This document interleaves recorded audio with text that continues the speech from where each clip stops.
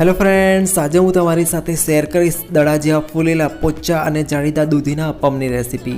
તો દૂધી કેવું શાકભાજી છે જે નાનાથી લઈ મોટા સુધી બધાને નથી ભાવતું હતું, પણ જો આ રીતે દૂધીમાંથી બનાવેલા અપમ તેઓને આપશો તો તેઓને જરા પણ ખબર નહીં પડે કે આ અપમ બનાવવા માટે દૂધીનો ઉપયોગ થયેલો છે। તો રેસીપીનું કોઈ સ્ટેપ છૂટી ના જાય તેના માટે વિડીયોને સ્કીપ કર્યા વગર એન્ડ સુધી અવશ્ય જોજો। રેસીપી સારી લાગે તો અને લાઇક આપી તમારા ફેમિલી ફ્રેન્ડ સાથે ચોક્કસ શેર કરજો।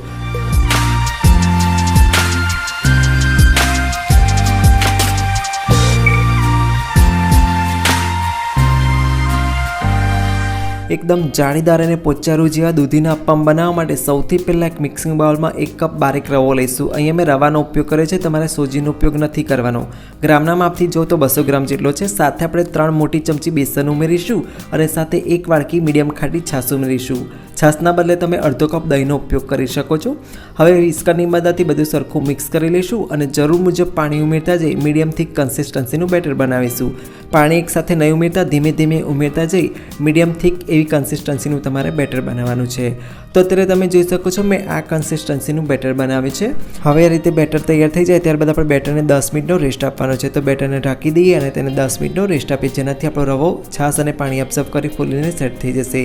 અત્યારે મેં 200 ગ્રામ જેટલો દૂધીનો ટુકડો લીધો છે। તમે જોઈ શકો છો એકદમ કૂણો છે મારો દૂધીનો ટુકડો, તેમાં જરાય બીનો ભાગ નથી। તો આ રીતે તમારે દૂધીની પસંદગી કરવાની। હવે દૂધીના ડીટાના ભાગને દૂર કરીશું અને પોટેટો પિલરની મદદથી દૂધીને છોલી લઈશું। દૂધી પસંદ કરતી વખતે તમારે દૂધીને ચાખીને લેવી, ઘણી વખત દૂધી કડવી પણ નીકળતી હોય છે। હવે આ રીતે દૂધીને છોલ્યા બાદ આપણે તેમાંથી તેના નાના ટુકડા કરી તેની પેસ્ટ બનાવવાની છે। તો આ રીતે મિક્સર જાર લઈ લઈશું અને તેમાં દૂધીને આ રીતે મોટા ટુકડામાં કટ કરીને ઉમેરી દઈશું। હવે આપણે બધી દૂધીને આ રીતે મોટા ટુકડામાં કટ કરી મિક્સર જારમાં લીધી છે। હવે દૂધી ક્રશ કરતી વખતે કાળી ના પડે તેના માટે આપણે અડધા લીંબુનો રસ ઉમેરીશું। તો આ પ્રોસેસ કરવાથી આપણી દૂધી ઓક્સિડાઇઝેશનના કારણે કાળી નહીં પડી જાય। હવે પાણી ઉમેરીને એકદમ સ્મૂથ ક્રશ કરી લઈએ। તો તમે જોઈ શકો છો પાણી ઉમેરીને મેં આ રીતે દૂધીની એકદમ સ્મૂથ પેસ્ટ તૈયાર કરી છે। હવે આપણે જે બેટરને રેસ્ટ કરવા માટે રાખ્યું હતું તેને 10 મિનિટ જેટલો સમય થઈ ગયો છે। તમે જોઈ શકો છો બેટર સેટ થઈ ગયું છે। તો તેમાં ક્રશ કરેલી દૂધીની પેસ્ટ ઉમેરી દઈશું અને સાથે થોડા મસાલા કરીશું, જેમાં સૌથી પહેલાં 1 ચમચી આપણે હળદર લઈશું, સાથે મીઠું સ્વાદ પ્રમાણે લઈશું, 2 મોટી ચમચી લીલા મરચાં લસણની પેસ્ટ ઉમેરીશું, 3 મોટી ચમચી આપણે સમારેલા લીલા ધાણા ઉમેરીશું અને અપમ એકદમ જાળીદાર અને પોચારું જેવા બને તેના માટે 1 મોટી ચમચી તેલ ઉમેરીશું। હવે ચમચાની મદદથી બધું સરખું મિક્સ કરી આપણે બેટર તૈયાર કરીશું। તો અત્યારે તમે જોઈ શકો છો બેટરની કન્સિસ્ટન્સી થોડી ઘટ લાગી રહી છે। તો અહીં આપણે 2 થી 3 મોટી ચમચી પાણી ઉમેરી બેટરની કન્સિસ્ટન્સીને સેટ કરી લઈશું। તો મેં 2 થી 3 મોટી ચમચી પાણી ઉમેર્યું છે અને આ રીતનું એકદમ પોરિંગ કન્સિસ્ટન્સીનું બેટર તૈયાર કર્યું છે। તો બેટરની કન્સિસ્ટન્સી આ ટાઈપની હોવી જોઈએ। હવે આપણું બેટર તૈયાર થઈ ગયું છે। જેટલા બેચીસમાં આપણે અપમ બનાવવાના તેટલા બેચીસમાં બેટર અલગ લઈશું। તો એક બાઉલમાં હું 2 મોટા ચમચા બેટર લઉં છું અને તેની અંદર 1 ચમચી જેટલો ઈનો ફ્રૂટ સોલ્ટ એડ કરું છું। તેને એક્ટિવેટ કરવા માટે તેના પર 1 મોટી ચમચી પાણી ઉમેરીશ અને આ રીતે બેટરમાં તેને સરખું મિક્સ કરી લઈશ।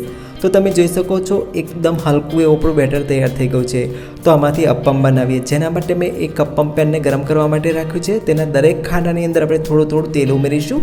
તો દૂધીનો નાસ્તો ખૂબ જ ઓછા તેલમાં તૈયાર કરી શકાય છે। થોડું તેલ ઉમેર્યા બાદ આપણે દરેક ખાંડાની અંદર થોડી રાઈ ઉમેરીશું અને રાઈને ફૂટવા દઈશું। રાઈ ફૂટી જાય ત્યારબાદ તેની સાથે થોડા તલ એડ કરીશું અને સાથે એક આપણે મીઠી લીમડીનું પાન ઉમેરીશું।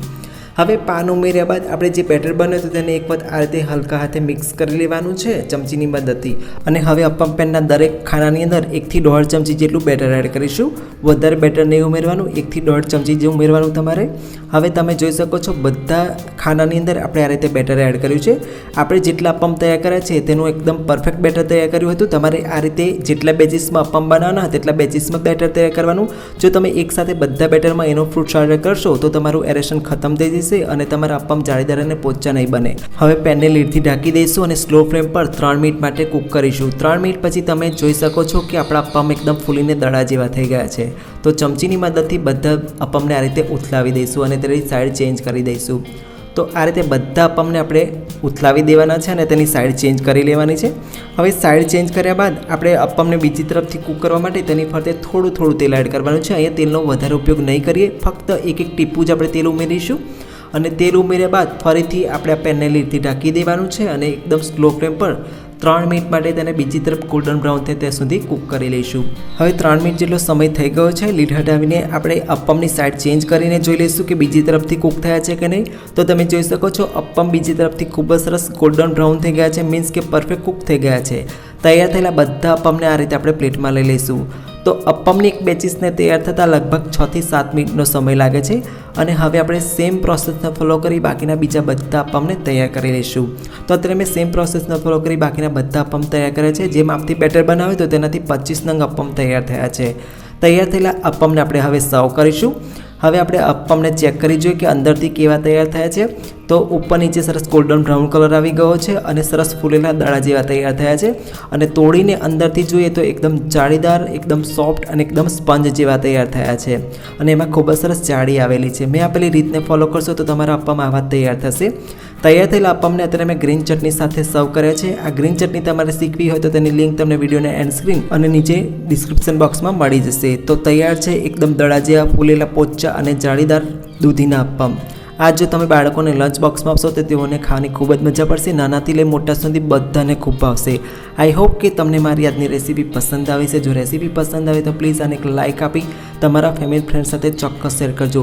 રેસીપી કેવી લાગી એ કમેન્ટ સેક્શનમાં જરૂરથી કમેન્ટ કરીને જણાવજો. ફરી મળીએ આવી એક નવી ઇન્ટરેસ્ટિંગ રેસીપી સાથે. Thanks for watching this video.